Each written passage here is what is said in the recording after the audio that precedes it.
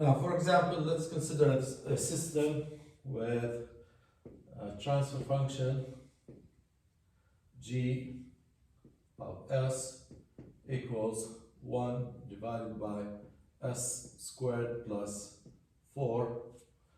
That's a second order system, and the roots of the characteristic equation are pure imaginary. So this system has a marginally stable response, a sinusoidal response. And let's say that we have an h of s equals s plus 1. Then the transfer function of the feedback system, transfer function of the feedback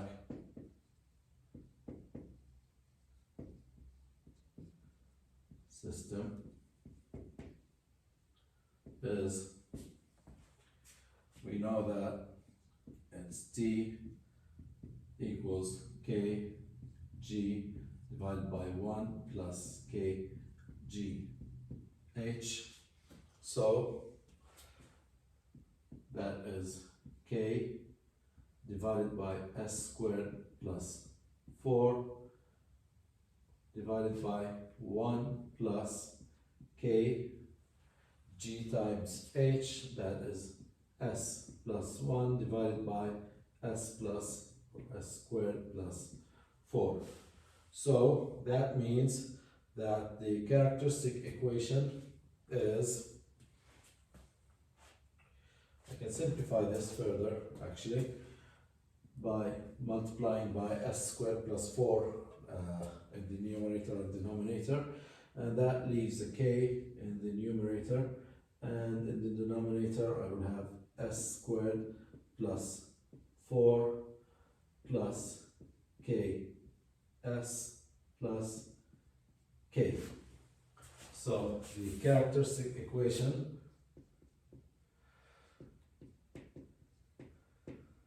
Q equals s squared plus, we rearrange that, k times s plus 4 plus k. So now the performance of the system depends on the roots of this equation, and the roots of this equation depend on the value of k. So let me try to find the location of the roots for different values of k. Let's set a table here, and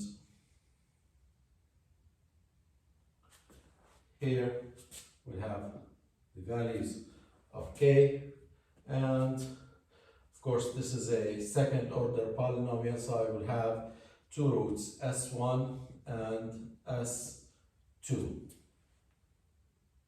And let me complete here different values of k.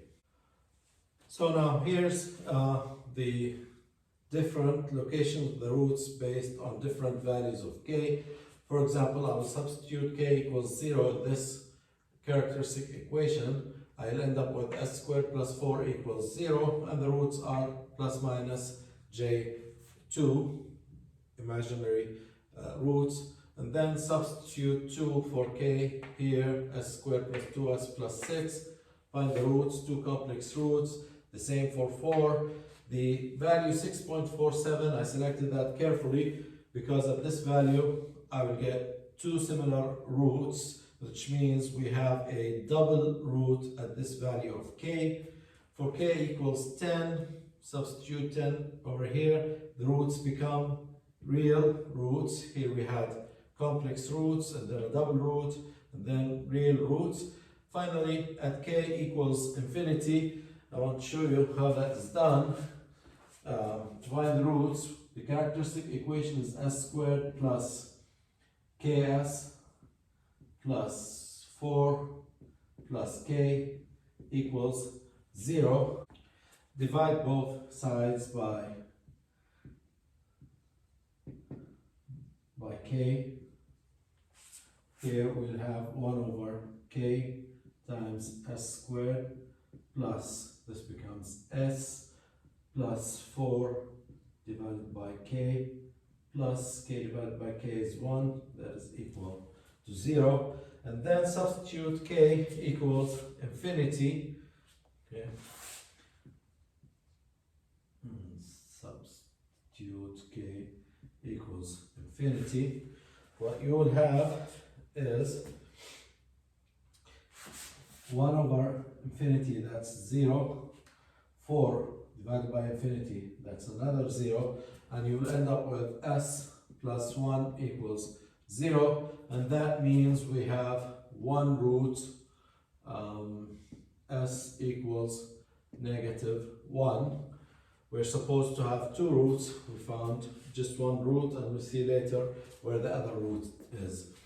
So let me plot these values of roots, different values of roots for different values of k on the complex plane, and let's see if we can find a pattern here. So for k equals 0, the roots are at the imaginary axis at plus minus 2. Here's the real axis, here's the imaginary.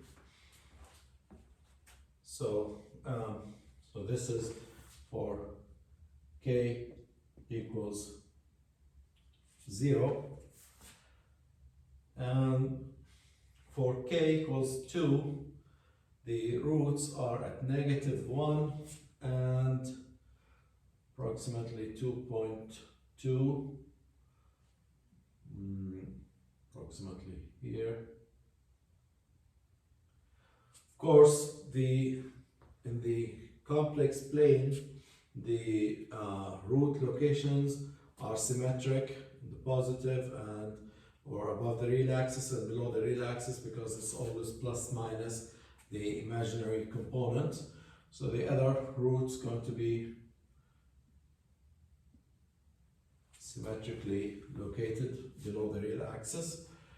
For k equals 4, so this is k equals 2. When k is 4, the roots are at 2 and -2. So that's approximately here. And this is for k equals 4. For k 6.47, the roots are at -3.2, but we have double root here, and that's k equals 6.47. And then for k equals 10, the roots are real, one at -1.7 approximately, and the other at -8.3. Let's say here. So these two roots for k equals 10. Now, when k is infinity, we have a root at -1. This is k equals infinity, but we're supposed to have two roots because this is a second order polynomial. I cannot find the second root for now. Later on, we'll try to locate that root. But now, let's look at the location of the roots. Notice that as the value of k increases, the roots are moving, and this way, if I take more values of k and plot more roots, I will see a pattern that the roots are moving this way, and then one of the roots moves to the right here, that's the 1.68. The other root moves to the left, and at infinity this root reaches this final value at -1, and at k infinity this root continues and disappears, and we'll find out where that root is. So we have two roots, upper and lower. The upper, we can assume that the upper goes to the right and the lower will go to the left, and so on. But I need to plot more and more points, more values of k, and that's not really reasonable. So we need to find out a way, a shortcut to be able to plot the root locus, the location of the roots for different values of k, without building this table. We'll derive some rules to do that. One last thing is, I want you to note something here, that for this system, the open loop transmittance function, open loop transmittance,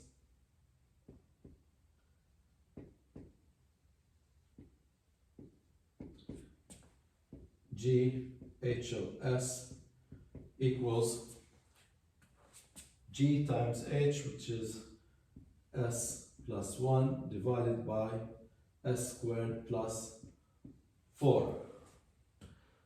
The zeros are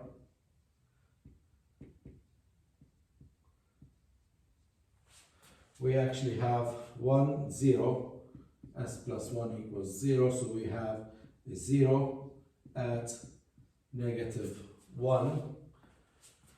The poles